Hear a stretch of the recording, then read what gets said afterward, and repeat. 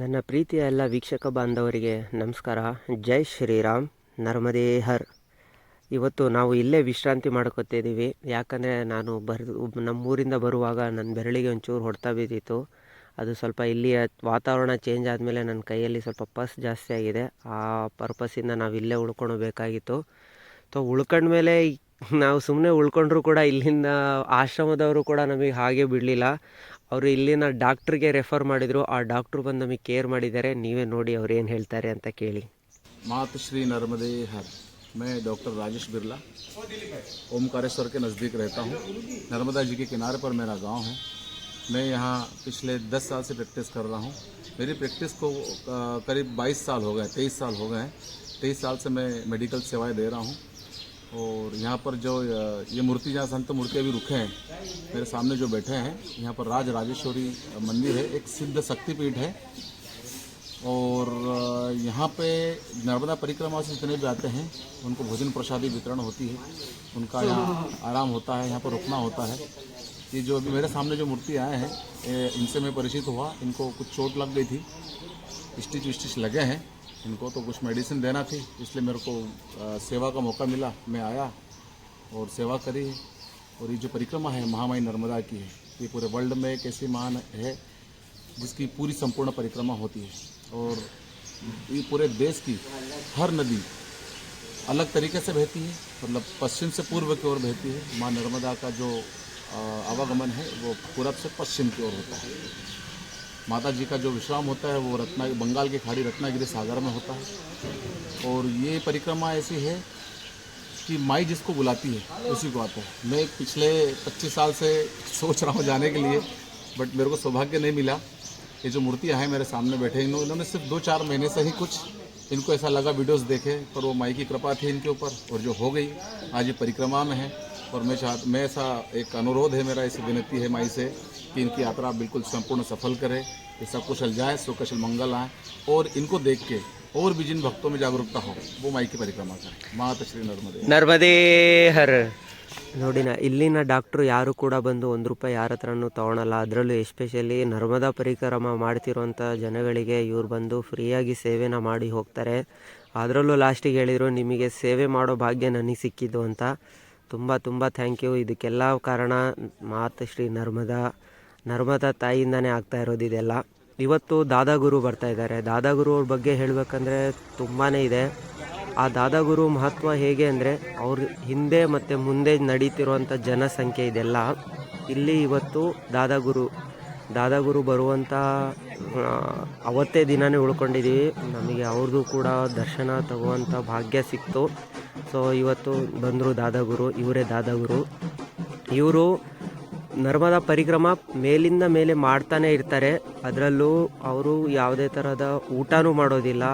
ಸಿರ್ಫ್ ಜಲ, ಮತ್ಲಬ್ ನರ್ಮದಾ ತಾಯಿಯ ಜಲವನ್ನೇ ಕುಡಿದು ಮತ್ತೆ ಪರಿಕ್ರಮ ಮಾಡ್ತಿರೋವಂಥದ್ದು ಅವರು. ನಾನು ತೊಗೊತಿಲ್ಲ ಅಂದರೆ ನನ್ನ ಹಿಂದೆ ಜನರಿಗೆ ಎಲ್ಲರಿಗೂ ಫ್ರೀಯಾಗಿ ಊಟ ಸಿಗಬೇಕು, ಎಲ್ಲರಿಗೂ ಫ್ರೀಯಾಗಿ ಇರೋಕ್ಕೆ ಜಾಗ ಸಿಗಬೇಕಂತೇಳಿ ಅವರೊಟ್ಟಿಗೆ ಎಷ್ಟೋ ಜನಸಂಖ್ಯೆನ 3,000-4 ಸಾವಿರ ಜನನ ಹಿಂದೆ ಮುಂದೆ ಕರ್ಕೊಂಡು ಹೋಗ್ತಾ ಇದ್ದಾರೆ. ಅವರು ಕೂಡ ಯಾರಿಗೆ ವಯಸ್ಸಾಗಿದೆ ಅವರಿಗೆಲ್ಲ ಬ್ಯಾಗ್ ಎತ್ಕೊಳಕ್ಕಾಗೋದಿಲ್ಲ, ಅವ್ರ ಟ್ರಕ್ಕಲ್ಲಿ ಇಡಿಸ್ಕೋತಾರೆ. ಮತ್ತು ಅವ್ರ ಜೊತೆಗೆ ಭಜನೆ ಮಾಡ್ಕೋತಾ ಎಷ್ಟೋ ಜನ ಪರಿಕ್ರಮ ಮಾಡ್ಕೋತಾ ಹೋಗ್ತಾ ಇದ್ದಾರೆ. ಇವ್ರ ಬಗ್ಗೆ ಹೇಳಬೇಕಂದ್ರೆ ಸಾಮಾನ್ಯವಾಗಿ ನನ್ನಲ್ಲಿ ಅಷ್ಟೊಂದು ಪದಗಳೇ ಬರೋದಿಲ್ಲ, ಅಷ್ಟು ಮಹತ್ವ ವ್ಯಕ್ತಿ ಇವರು.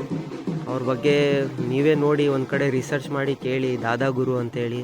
ಅವರಿಗೆ ಇಲ್ಲಿನವರು ತುಂಬ ಜನ ಅವರಿಗೆ ಬಂದರೆ ಮೆರವಣಿಗೆ ಮಾಡ್ತಾರೆ ನೋಡಿ. ಹೂವಿನ ಅಭಿಷೇಕ ಮಾಡ್ತಾರೆ, ಹೂವಿನ ಯಾತ್ರೆ ಮೇಲೆ ನಡೆಸ್ತಾರೆ, ಹೂವಿನ ಪಲ್ಲಕ್ಕಿ ಹಾಕ್ತಾರೆ, ಏನೆಲ್ಲ ಮಾಡ್ತಾರೆ. ಅವ್ರ ಭಕ್ತಿಲಿ ಏನೇನೆಲ್ಲ ಸಾಧ್ಯ ಆಗುತ್ತೋ ಅದನ್ನೆಲ್ಲ ಮಾಡ್ತಾರೆ.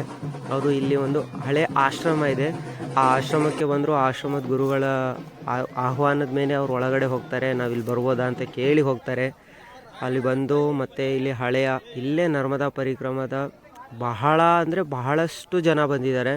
ನರ್ಮದಾ ಪರಿಕ್ರಮ ಹೆಚ್ಚಿನ ವೇಳೆಯಲ್ಲಿ ಜನರು ಪರಿಕ್ರಮನ ಮಾಡ್ತಾ ಇದ್ದಾರೆ. ಇಲ್ಲಿ ಇವತ್ತು ಸಂಜೆ ಆರತಿ ಇರುತ್ತೆ. ಆರತಿದು ಬಗ್ಗೆ ನಾನು ನಿಮಗೆ ಮತ್ತೆ ವಿಡಿಯೋಲಿ ತಿಳಿಸ್ಕೊತಾ ಹೋಗ್ತೇನೆ.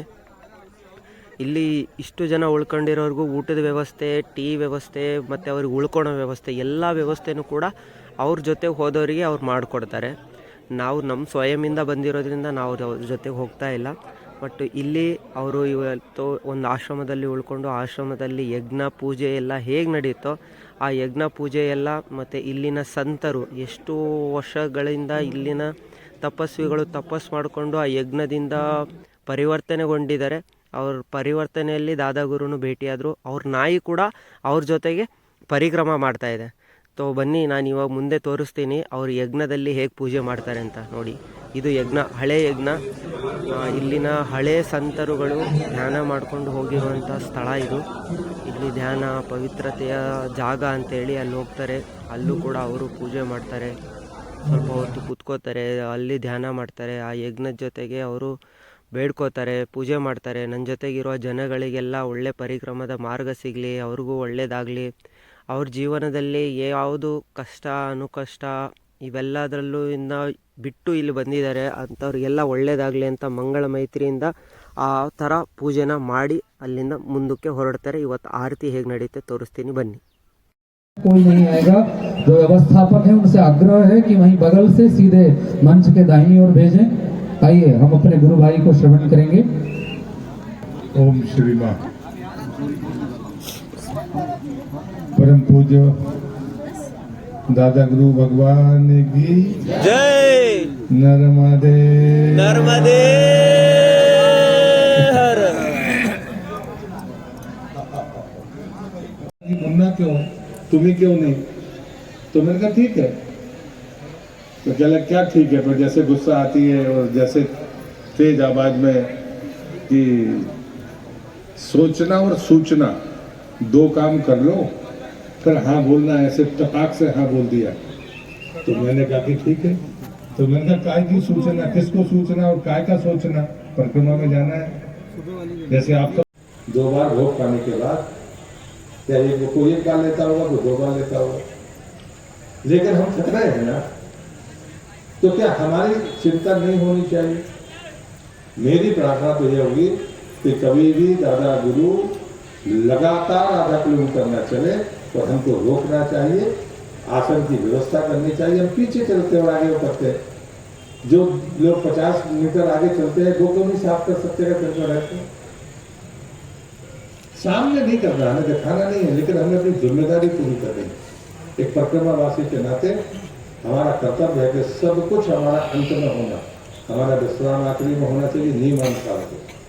जो परिक्रमा में मुझे सीखने के लिए मिला है, जो सत्संग मिला है, उसमें भोग सिद्ध करना वो मेरा काम था। और भोग कराने के बाद आखिरी में खाना, विश्राम भी आखिरी में करना, और दादा गुरु की व्यवस्थाओं को सबसे पहले तैयार करना, क्योंकि वो तो आपसे पूछ के नहीं चलेंगे।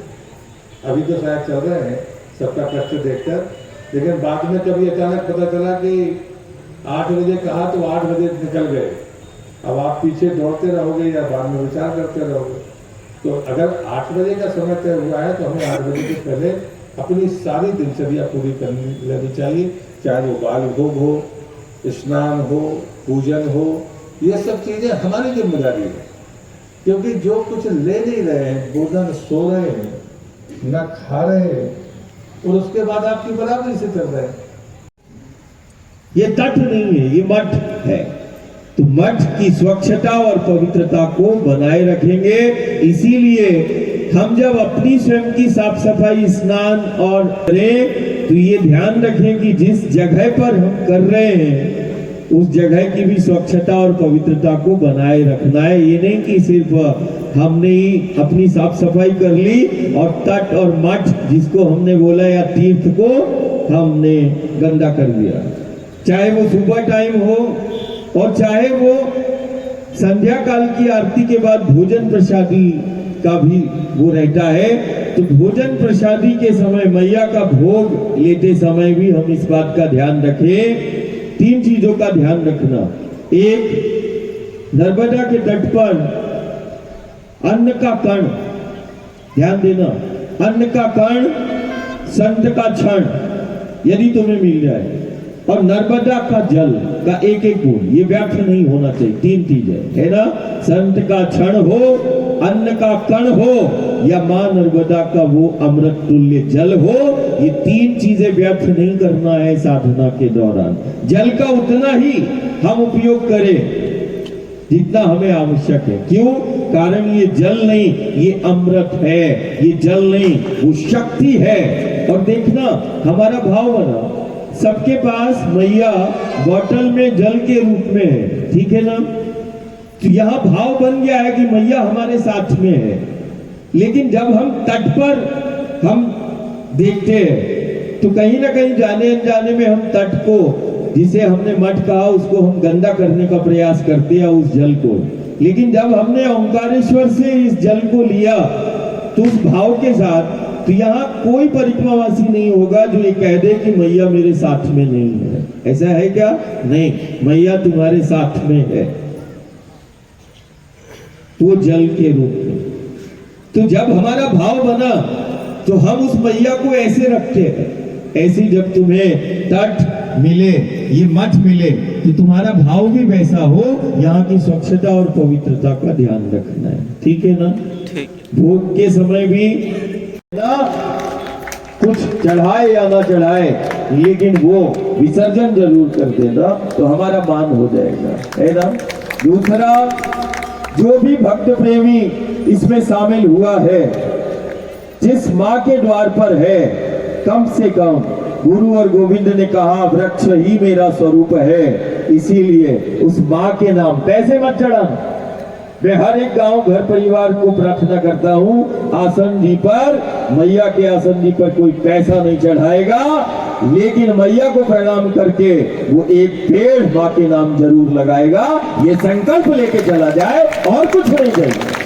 पैसे नहीं चढ़ाना, पैसे नहीं चढ़ाना। क्या मालूम वो पैसों से, संक्रमण आपदाओं से हम तुम्हें बचा पाए या ना बचा पाए, लेकिन आज यदि संकल्प ले लिया उस माँ के नाम पर एक पेड़ लगाना, तो निश्चित है जैसे घर के आंगन में तुलसी का एक पौधा कई प्रकार के संक्रमण और आपदाओं से उस परिवार को बचा लेता है, वैसे ही माँ के नाम का वो एक वृक्ष, एक पेड़ लगा लेना। पैसे मत चढ़ाना, तुम अपने गांव और घर में इन तीर्थों में पेड़ों को लगा लेना और बड़ा कर लेना। ये सबसे बड़ा गुरु गोविंद और शंकर का मान हो जाएगा। तो पैसे नहीं चढ़ाना है, बाकी नाम एक पेड़ लगाना है। हाथ खड़ा करो वही जो भक्त प्रेमी है। नहीं, परिक्रमावासी से तो हम आखिरी में पूरा लेंगे कि परिक्रमावासी भी एक संकल्प ले ले कि पूरी 4 माह के बाद जब वो गांव जाएगा तो माई के नाम की एक बगिया जरूर लगाएगा। वो जैसे पूर्वज फिर अरे आम का बगीचा लगा दो, ये लगा दो, ऐसे ही। और यदि परिक्रमावासी के गांव में यदि किसी नदी का उद्गम है, हाथ खड़े करना, किसी परिक्रमावासी के यहाँ नदी का उद्गम है या संगम है क्या?